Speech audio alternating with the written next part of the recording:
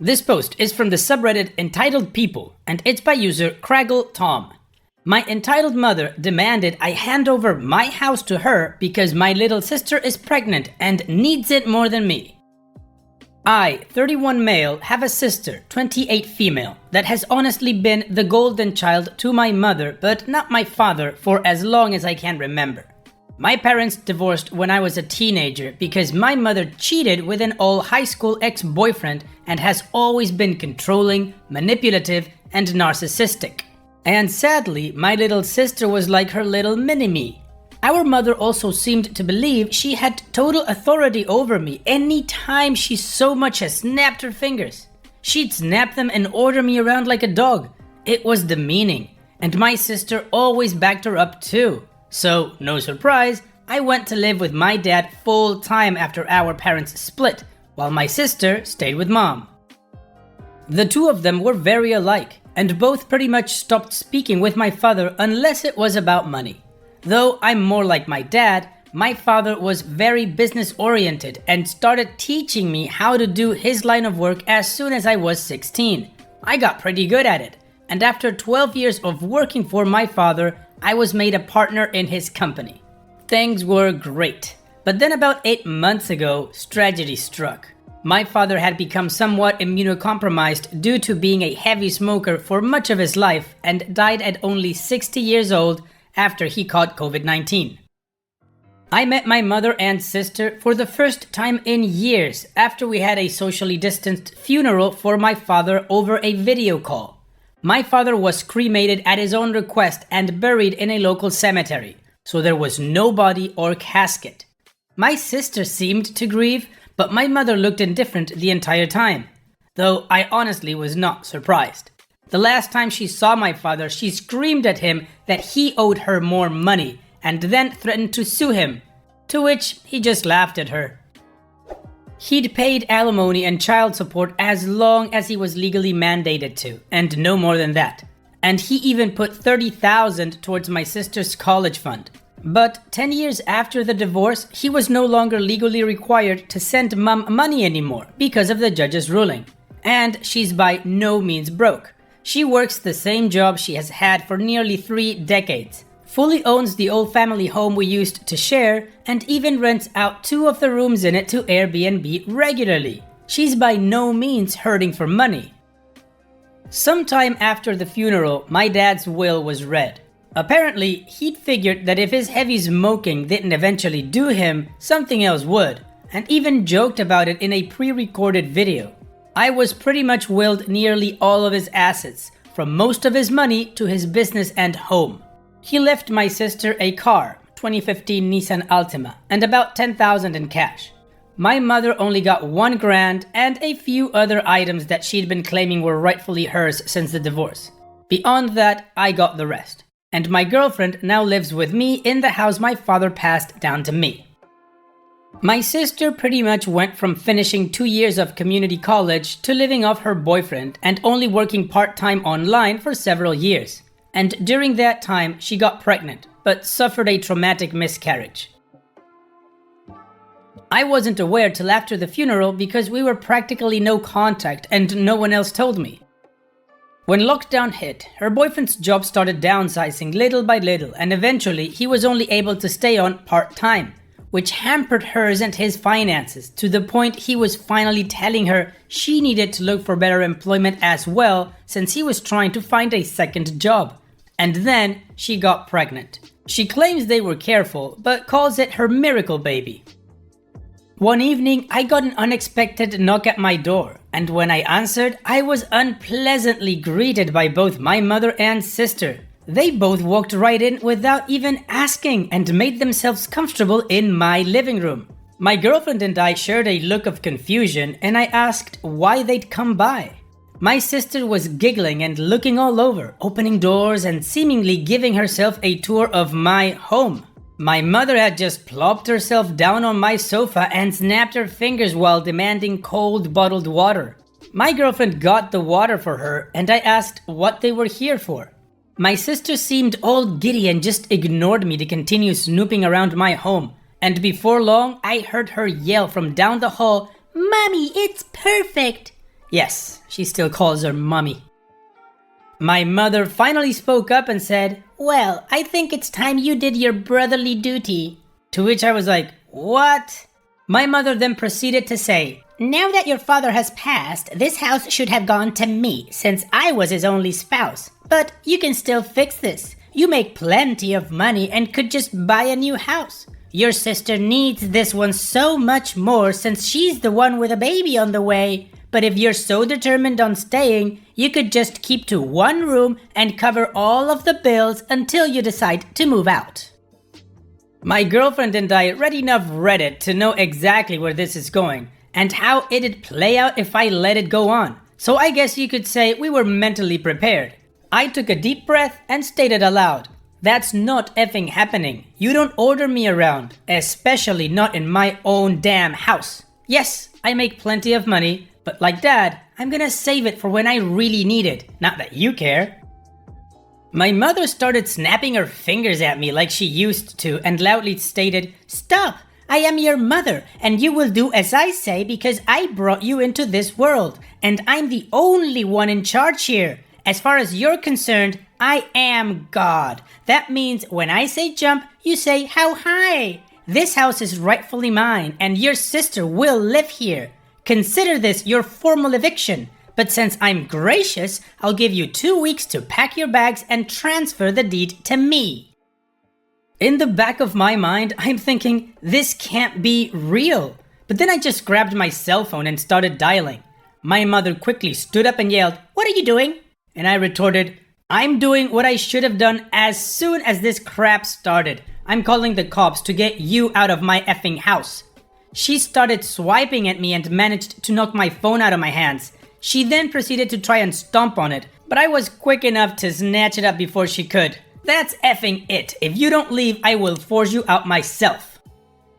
My mother proceeded to slap me across the face, and I returned the favor twice as hard backhanded. So much so, I ended up knocking her back down onto the couch. She held her hand over her reddening and smeared makeup face in total shock, and then yelled, "How dare you!"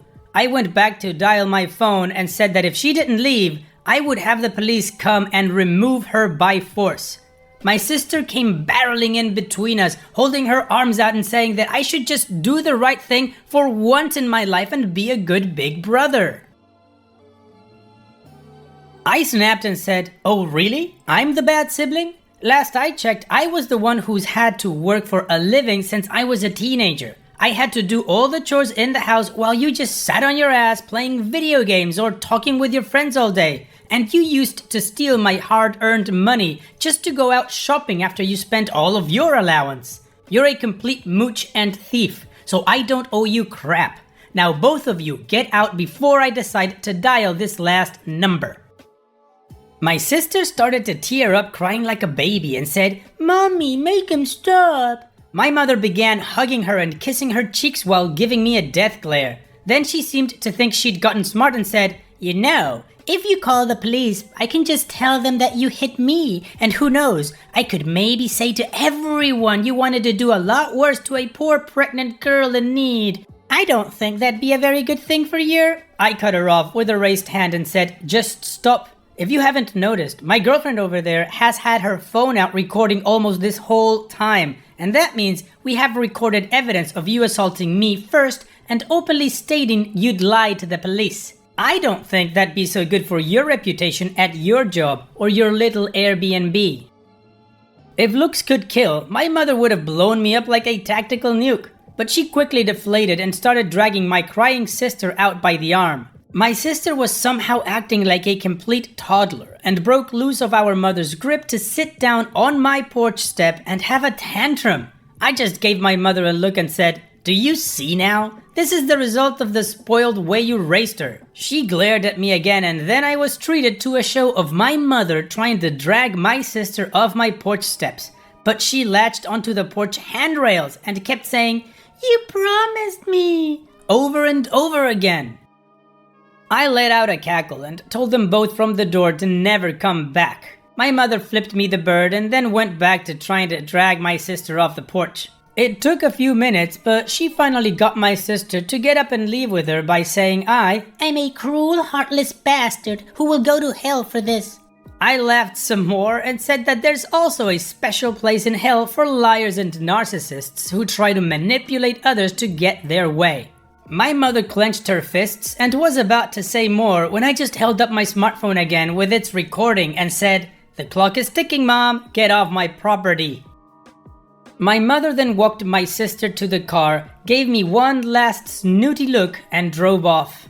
I thought that was the end of it. But letting things go was never something my mother would do.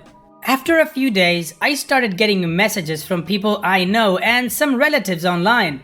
A lot of them were furious with me, but others just had questions about what was going on. I tried to check my Facebook but couldn't see anything they were saying because my sister and mother had blocked me on their social media. My girlfriend could still see everything because they kept their profile set to open. We screenshotted everything and then printed some of it out. Both of their profiles had posts that called me a greedy, heartless bastard who stole the house that was meant to be my sister's inheritance right out from under her by paying off the lawyer who handled Dad's will, which is a complete and utter lie, and they both know it. I called my lawyer, who was also my father's lawyer and a trusted family friend, and gave him copies of all the screenshots from Facebook and the video my girlfriend had recorded the day my mother demanded my house. He wanted to just write a formal cease and desist, but I wanted to take it further than that, and he sent them a letter I told him to write via express mail that had to be signed for, so I know they got it. My mother called me in absolute fury the same day the letter was delivered. I told her that if she and my sister didn't redact all of the untrue social media posts they made about me and tell the absolute truth, I'd send all of the information I have to the whole family, her boss, and upload the videos we'd recorded of her online, and then I'd sue her on top of it. She called me unreasonable and that she just did what she did for my sister's sake, and then went into a full-blown lecture reiterating her belief that my sister still needs my house more than me. I bluntly stated I didn't care what she thought, and if she didn't redact everything and tell the truth, I'd make sure her career would be over. She begrudgingly said, "Fine, you win. Have it your way and keep the effing house," before hanging up the phone. That very evening, all of the Lion posts disappeared from both their profiles. I was unblocked, and my mother gave me and everyone else a half-assed apology, claiming she jumped the gun with everything she said because she thought my sister needed my house more than me because she was broke and pregnant. But the house was rightfully mine according to my father's will, and she knew that even before my father passed away. So she had no right to try and claim it. As for my sister, she also apologized, but more or less just parroted everything our mother said while claiming she just went along with her ideas, and then she blamed what she did all on our mother and her pregnancy hormones. The replies poured in for some time on both my mother and sister's profile. Many were furious with them for trying to take my house. I got a lot of messages of sorries and my bads from those who'd previously believed her. But all it really did was show me who was more on her side to begin with, since they were all believing her nonsense so quickly. They were mostly people from her side of the family anyway. No one on my father's side believed her at all, and openly said so. My sister and her boyfriend ended up moving in with our mother to save money, but she put them in the basement to keep her Airbnb running, and my sister started crying on social media that she can't live upstairs. And I'm pretty sure the two of them were fighting with each other because all my sister did after that is complain online. And my mother barely posted anything on her social media anymore because of the previous stunt she tried. Woof, OP, that is one hell of a ride, and that's just the first half. Yikes! Your mom is one hell of a nutcase, and she really got her claws dug in deep in your sister. I don't know if your sister's just like your mom, but she definitely acts like her. Anyways, how about we just move on to part 2 and see how this story continued and ended. The whole incident inspired me to get cameras for my house inside and outside. My dad was old school. He didn't care for cameras at home. Hell, he didn't even care for TV, save for the occasional movie. He mostly enjoyed his scotch with a cigarette and a good book. But now I owned this house, and cameras were a very needed upgrade. And just in case, my girlfriend and I didn't tell anybody outside of our close friend circles about them. And those that do know were sworn to secrecy and kept their word. A couple of weeks had gone by without any word from my mother or sister, other than what I was seeing on my sister's social media. She was constantly complaining about having to live in our mother's basement, and I'm pretty sure she was making our mother miserable for it. But what came next surprised me. I got a frantic call from my sister saying that her boyfriend was questioning whether or not he was the father of her pregnancy, and he was threatening to leave without a paternity test. My sister swore up and down to me that she's always been faithful to him. I admit, I believed there was a chance she could be lying because our mother's own past affair made our father question our paternity as well. So I suggested they get a DNA test. But my sister just babbled about how they don't have a lot of money. I offered to pay for it so long as she didn't come to me asking for money or favors often. She quickly agreed. I arranged for the test and even shelled out extra to make sure we got the test results as soon as possible. But it would take a few days. I hadn't yet met my sister's fiancé, but when I did, I started to understand a bit more. He's half Hispanic, and my mother, though not open about it, is quite the closet racist. Something she got from my grandparents, sadly. I decided to try and talk to the guy and took him out for a beer. And while at the pub, he spilled his guts to me. He said that my mother had been whispering in his ear about how my sister is just like her, and she cheated before, so my sister might have as well. This made him have doubts that grew every day, and he said he wasn't sure my sister didn't cheat or get pregnant on purpose to try and baby trap him, so she won't have to work any more than she already does with her little part-time online sales job. Sadly, I knew he was probably right about the latter. But other than that, he's described her as a completely different person when she's not around our mother. Ever since they've been living in mom's basement, she's become more and more like a child. After what I saw at my house, I wholeheartedly believe him. So I asked if he suggested she get therapy. He admitted he's wanted to, but didn't have the money and had been walking on eggshells around her and our mother for a while. So he never talked about it. Well, I guess that made some brotherly instincts I didn't know I still had kicked in because I started to realize if I was gonna have a niece or nephew, I couldn't let them live with or be raised by my mother. So I did the only thing I could think to do. I told him that if the DNA results came back positive, I'd offer him a job and training at the company I now own. He quickly agreed because he doesn't want to live with my mother any more than he has to. Well, the day of the DNA test results coming in the mail came pretty fast, but my sister called me saying they weren't in the mail she'd gotten that day. I asked who got the mail from the P.O. box, and she answered it was our mother. That pretty much confirmed my theory she was trying to force out my sister's boyfriend. But since I don't and never really have trusted my mother, with my sister's consent, I preemptively got the clinic to send a copy of the DNA results to my address as well. And they did come in the mail that same day. I called our mother and asked if she'd taken the DNA test results. The following conversation is more or less what I recall since it wasn't recorded. Hello, Mom. I heard that sister's DNA tests didn't come in the mail today. Yes, but it could be here soon.